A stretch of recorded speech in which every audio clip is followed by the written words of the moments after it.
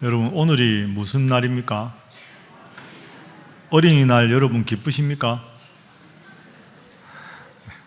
어린이날이면서 어린이 주일입니다. 늘 어린이 주일, 어린이날 되면 어린이는 순수하다, 어린이는 착하다, 어린이는 때가 묻지 않았다, 우리 어른들도 이런 어린이의 모습을 다시 한번 회복해야 한다, 이렇게 주로 우리는 생각합니다. 제가 이렇게 보니까 지금 예배당에 어린이가 없습니다. 그러니까 우리 어른들끼리 솔직하게 이야기하겠습니다. 요즘 애들이 순수합니까? 별로죠. 예. 때가 묻지 않았다고 해도 은근히 많이 묻었습니다. 애들이 착한가? 별로 착한 것 같지도 않습니다.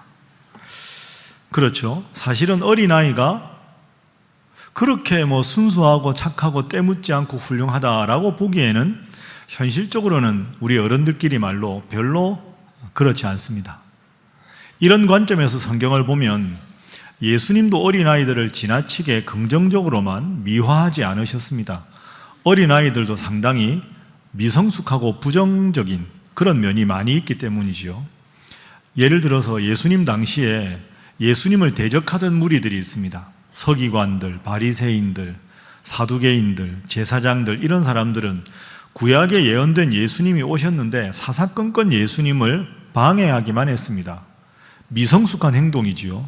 그런 예수님의 일을 사사건건 방해한 그들을 비유해서 예수님은 어린 아이들과도 같다, 이렇게 말씀하셨습니다. 그때는 어린 아이들을 상당히 부정적으로 보신 거죠. 자, 예를 들어서 마태복음 11장 16절부터 17절 말씀을 화면으로 보십시오. 자꾸 대적자들이 미성숙하게 예수님에 대해서 트집만 잡으니까 예수님이 비유를 하십니다. 이런 악한 세대를 무엇으로 비유할까? 비유하자면 어린아이들이 장터에 앉아서 논다, 어린아이들끼리 소꿉장난하는 장면으로 생각해 보십시오. 여러 아이들이 앉아서 말합니다. 친구들을 불러서 17절에 야, 우리 피리 불면서 춤추면서 놀자 라고 말합니다. 그러면 아이들이 막 흥겹게 춤추면서 피리 장단에 맞춰 놀아야 되는데 춤을 안 춥니다. 재미가 없나? 그럼 다른 거 한번 해볼까? 야, 그럼 우리 장례식 노래하자 하고 막 슬픈 소리를 내면 같이 엉엉 울어줘야 되는데 그런데도 가슴을 치며 울지 않습니다. 피리를 불어도 춤출 줄 모르고 장례식 놀이를 해도 울어줄 줄 모르는 그런 미성숙한 아이들의 모습이 사사건건 예수님 하시는 일을 방해만 하는 그런 종교 지도자들의 모습과 같다 하는 겁니다. 이렇게 보면 예수님도 어린아이들을 긍정적으로만 보신 게 아닙니다.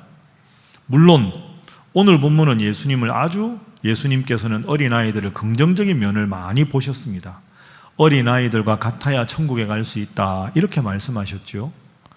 자, 그러면 예수님은 미성숙한데도 불구하고 어린아이들의 어떤 점을 칭찬하셨을까?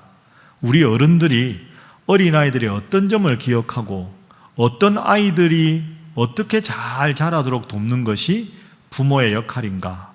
오늘은 어린아이의 장점, 그리고 우리 부모가 자녀들을 어떻게 신앙 안에 양육해야 되는가, 이 중요한 질문에 대한 교훈을 본문을 중심으로 한번 살펴보겠습니다.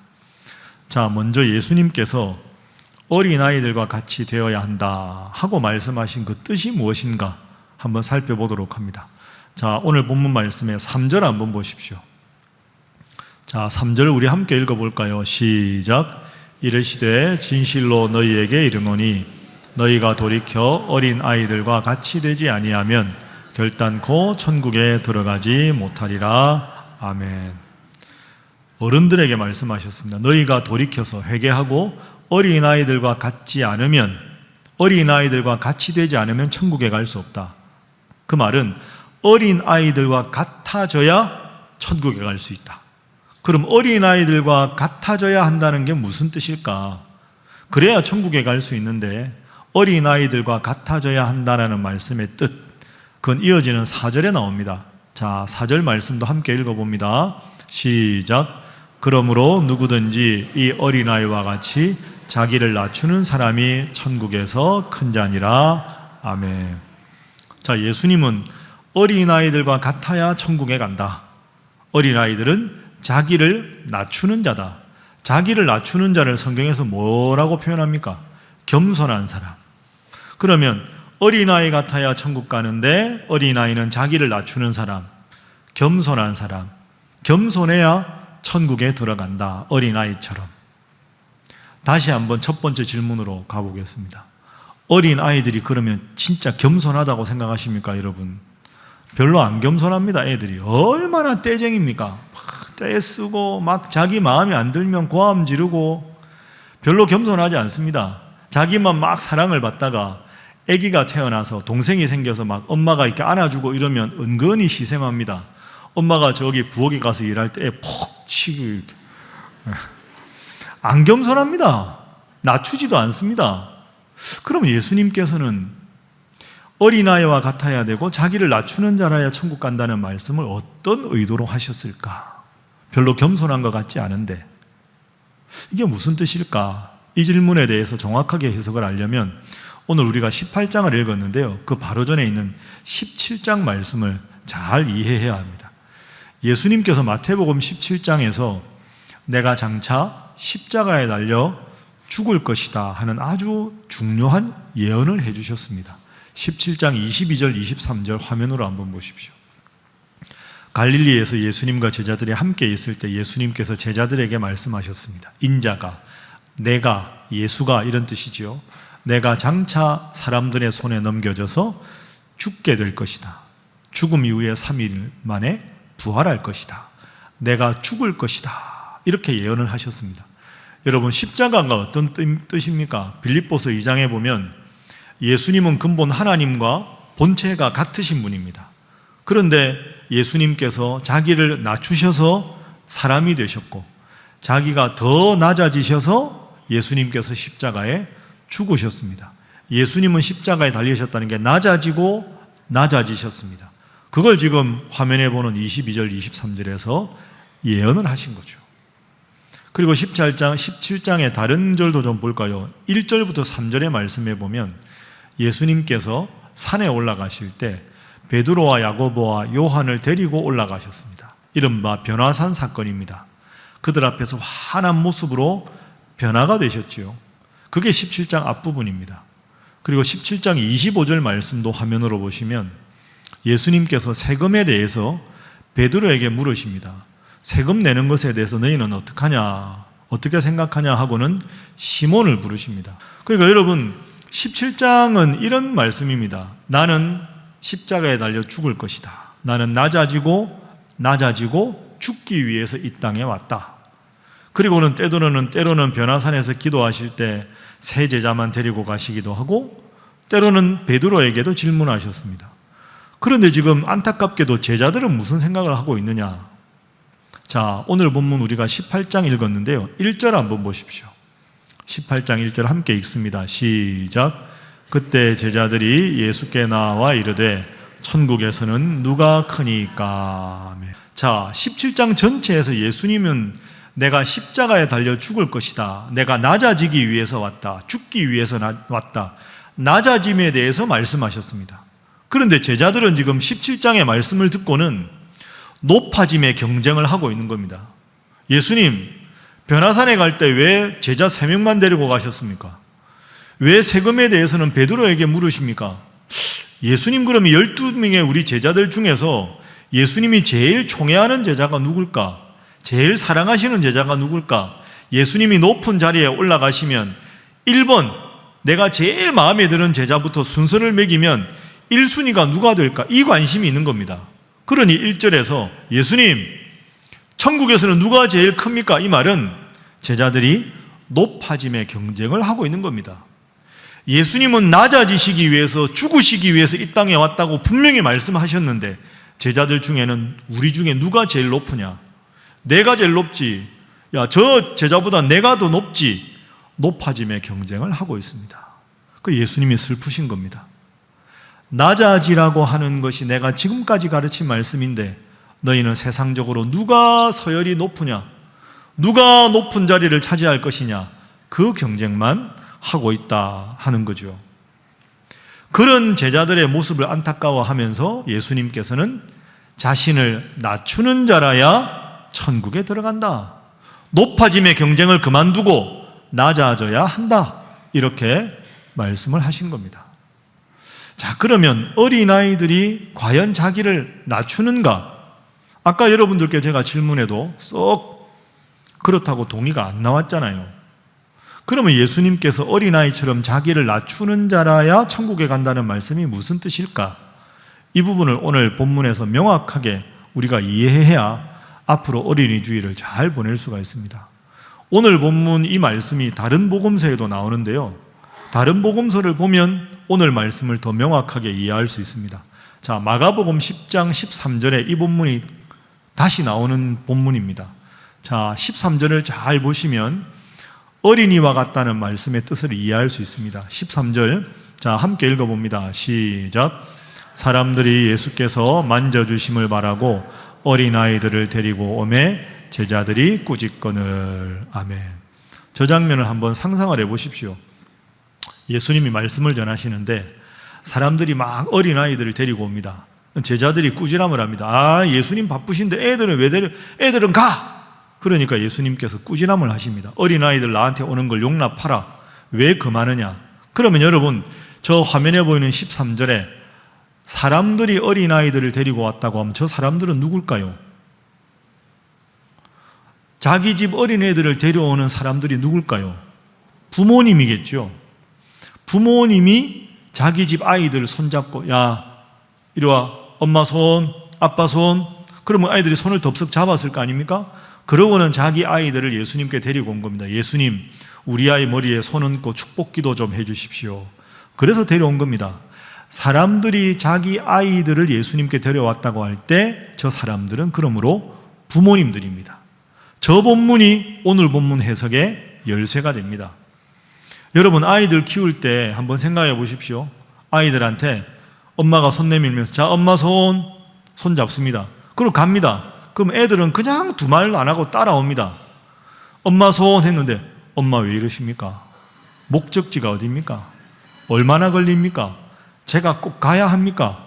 물을 필요가 없습니다. 아이들은 그런 데 관심이 없습니다. 그냥 자, 엄마 손 잡아봐, 아빠 손 잡아, 가자. 그러면 신나서 그냥 엄마 손, 아빠 손만 잡으면 어디든지 갑니다.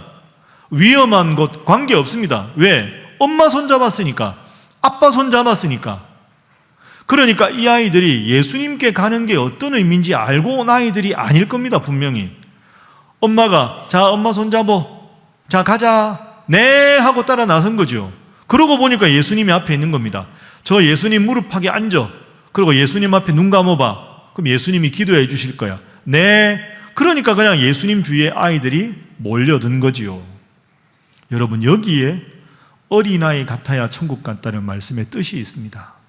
어린아이는 엄마만 있으면, 아빠만 있으면 행복합니다. 절대 의존이지요.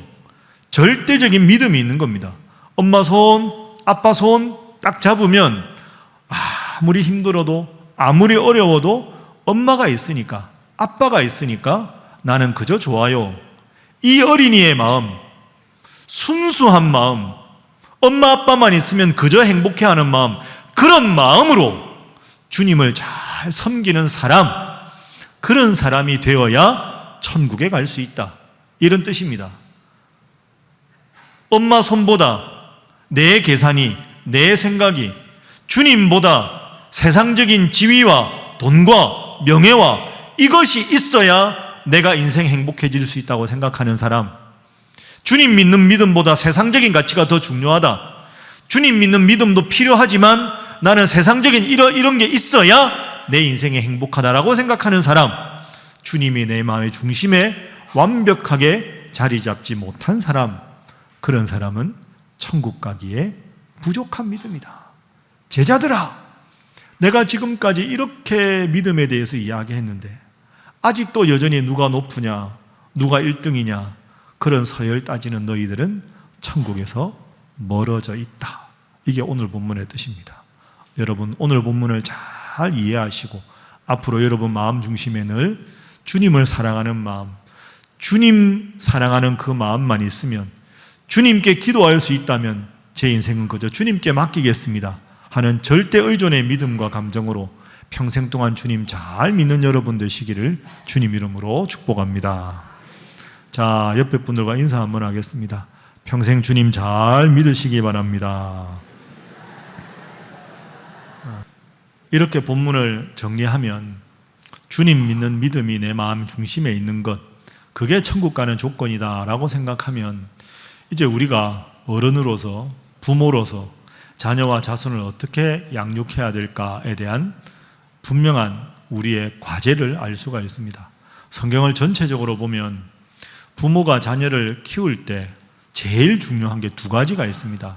여러분, 오늘 어린이 주일을 기점으로 해서 앞으로 이런 자녀로 키울 수 있도록 기도하고 노력하십시오. 첫 번째는 우리가 잘 아는 대로 무엇보다 하나님 잘 믿는 아이로 키우는 게 필요합니다. 한번 따라해 보시죠. 하나님을 잘 믿는 어린이. 그게 제일 중요합니다. 부모가 해야 될 제일 중요한 일이 이 일이지요. 여러분 다 성인이시니까 다 느끼시지 않습니까? 공부 잘하는 것, 그것으로 인생에 행복이 오는 게 아닙니다. 지위가 높고 출세하는 것, 돈 많다고만 행복한 게 아닙니다. 내 적은 능력으로, 내 적은 지위로 행복이 올 수 없습니다.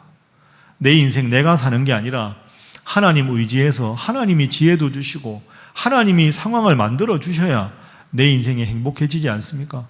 그걸 여러분이 느꼈다면 여러분의 자녀들에게도 그것을 잘 가르치는 것, 그게 부모가 해야 될 제일 중요한 일입니다. 여러분, 교회 학교 아이들 보내는 부모님들 훌륭한데요, 교회 학교에 아이들만 보내면 아이들 신앙이 저절로 크리라는 건 여러분의 크나큰 착각입니다. 일주일에 하루 24시간이니까 일주일하면 168시간 아닙니까? 그 중에서 교회 학교 아이들 보내는 시간이 많아야 2-3시간 아닙니까? 2-3시간 아이들이 교육부에서 교육받았다고 아이들 신앙이 자라겠습니까? 아닙니다. 자녀의 신앙교육에 1차적으로 중요한 기관은 가정입니다.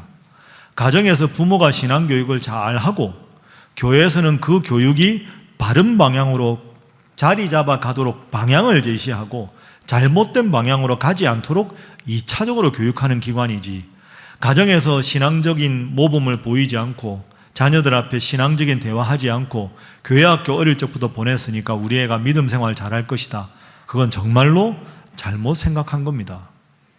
여러분, 그래서 제가 감히 여러분에게 이런 도전을 드리겠습니다.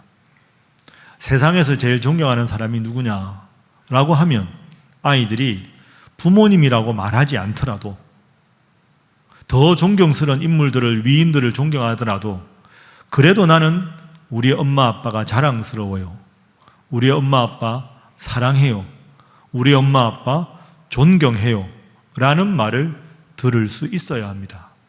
그게 예수 믿는 부모가 신앙생활을 잘한 것에 좋은 근거가 될 수 있겠지요.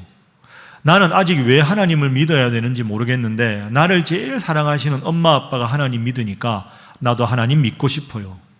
우리 엄마 아빠가 신일교회 성도라는 걸 너무 자랑스러워 하시니까 나도 앞으로도 계속 신일교회 다니고 싶어요. 이게 신앙교육 잘한 거죠. 이게 거꾸로 되면 안 됩니다. 나는 하나님 믿고 싶은데 엄마 아빠 미워서 엄마 아빠가 믿는 하나님 나 믿고 싶지 않아요. 신일교회 괜찮아 보이는데 엄마 아빠랑 같은 교회 다니기 싫어서 저는 신일교회 안 갈 거예요. 그러면 정말로 우리가 이 문제는 회개하고 스스로 돌아보아야 합니다. 자, 우리 옆에 분들과 이렇게 인사 한번 하겠습니다. 하나님 잘 믿는 아이로 키우시기 바랍니다. 다들 목소리가 적은 거 보니까 자신이 없으신가 봅니다. 지금부터 잘하시면 됩니다. 뭐 어떻게 한 술에 배가 부르겠습니까? 지금부터 잘하시면 되죠. 첫 번째는 하나님 잘 믿는 아이로 키우는 것이고요. 두 번째는 다른 친구들, 다른 사람들을 위해서 나누고 섬기고 배려하는 아이로 키우는 겁니다. 그러니까 하나님 잘 믿고 하나님과 나의 관계, 나와 너의 관계에서는 나누고 경청하고 대화하고 베풀고 섬기기 잘하는 아이. 여러분 다 사회생활 해보셨겠지만 사회생활 잘하는 사람들 특징이 이거 아닙니까? 내 것만이 아니라 나눌 줄도 알고 베풀 줄도 알고 상대방의 아픈 이야기 잘 경청할 줄도 알고 들어줄 줄도 알고, 그런 사람들이 결국 좋은 사람들이 주위에 모입니다. 그러면 하나님이 지켜주시지, 좋은 사람이 주위에 있지, 그게 인생의 행복과 성공의 기준 아니겠습니까? 내 것만 이렇게 이야기하다 보면, 그렇게 살아가다 보면 점점 좋은 사람들은 떠나고 외톨이가 될 수밖에 없습니다. 우리가 교회에서 많이 부르는 곡 있죠. 축복송 중에 당신은 사랑받기 위해 태어난 사람. 요즘에는 텔레비전 봐도 그냥 그 일반 가수들도 이 곡을 많이 부르더라고요.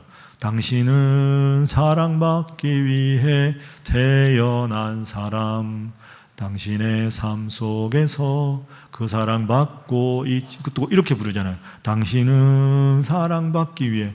이 곡 되게 좋은 곡입니다. 기쁘잖아요. 내가 힘들고 어려울 때 사랑받기 위해 태어난 사람이라고 하면. 그런데 저 곡을 부르기 전에 해야 될 일이 있습니다. 내가 누군가를 먼저 사랑해야 합니다. 내가 누군가를 사랑해야 그 사랑을 받은 여러분의 주위에 있는, 그리고 여러분의 자녀들의 주위에 있는 친구들이 기쁘게 너 나에게 사랑을 베풀어 줬으니 나 너를 축복하고 싶다. 너는 사랑받기 위해 태어난 사람이다. 이렇게 말하지 않겠습니까? 사랑을 받으려고만 하고 사랑을 먼저 베풀고 사랑을 먼저 나누려고 하지 않다 보면 점점 요즘에 아이들도 별로 없는데 이기적이 되고 나만 생각하게 되고, 그러면 점점 교회는 다니지만 성격이 비뚤어진 아이로 될 수밖에 없는 거지요. 여러분, 그래서 부모가 중요한 겁니다. 여러분이 먼저 하나님 잘 섬기고, 여러분이 먼저 소통하고 대화하고 경청하고 나누셔서 여러분의 모습을 보고 여러분의 자녀들이 하나님 잘 믿고 나눌 줄 알고 베풀 줄 아는 그런 자녀들이 다 되기를 주님 이름으로 축복합니다. 아멘 하셨으니까 옆에 분들과 인사하겠습니다. 잘 하시기 바랍니다. 한 번 더 하겠습니다. 잘 하겠습니다. 목소리가 엄청나게 커졌습니다. 잘 하실 것 같습니다. 말씀을 정리하겠습니다. 여러분, 어린이 주일입니다. 엄마 손, 아빠 손 하면 그저 행복한 아이들처럼 하나님 잘 섬기는 여러분 되시고, 또 섬기고 나누고 베푸는 분들 되셔서 하나님 사랑하고 서로를 사랑하는 여러분의 자녀가 되기를 주님 이름으로 축복합니다. 어렵습니다. 쉽지 않습니다. 저도 아들이 둘인데요, 그렇게 키우는 일이 결코 쉽지 않습니다. 그래서 제가 한번 말씀드렸지만 자녀를 잘 키우는 것은 물에 젖은 손으로 비누를 쥐는 것과 같습니다. 여러분, 이제 댁에 돌아가셔서 손 닦잖아요. 비누로 손 닦고 나면 물에 젖었습니다. 세수할 때 물에 젖은 손으로 비누를 움켜쥐고 이렇게 거품을 내서 세안을 합니다. 그런데 물에 젖은 손으로 비누를 쥐면요, 너무 꽉 쥐면 비누가 으깨지기 쉽고요, 너무 가볍게 쥐면 물에 젖었기 때문에 비누가 내 손에서 빠져나갑니다. 비누를 잘 쥐려면 가볍게 쥐되 어느 정도 일정한 힘을 가해야 합니다. 너무 강해도 안 되고 너무 가벼워도 안 됩니다. 자녀 교육도 적당하게 엄할 줄도 알아야 되고 따뜻하고 부드럽게 품을 줄 알아야 합니다. 우리들도 다 부모 노릇이 처음이라 힘듭니다. 하나님 앞에 그래서 기도해야 합니다. 자녀들 위해서, 또한 자녀들 앞에서 올바른 믿음 생활하는 부모가 되기 위해서 적은 우리의 능력이 아니라 하나님 앞에 기도하고 하나님 앞에 간절히 지혜를 구해서 여러분 자녀들과 자손들이 정말로 믿음 생활 잘하고 멋진 생활 신앙인으로 자라나서 신일교회 역사의 길이 빛나는 신앙의 명문관을 이루는 여러분과 여러분의 자자손손 될 수 있기를 주님 이름으로 축복합니다.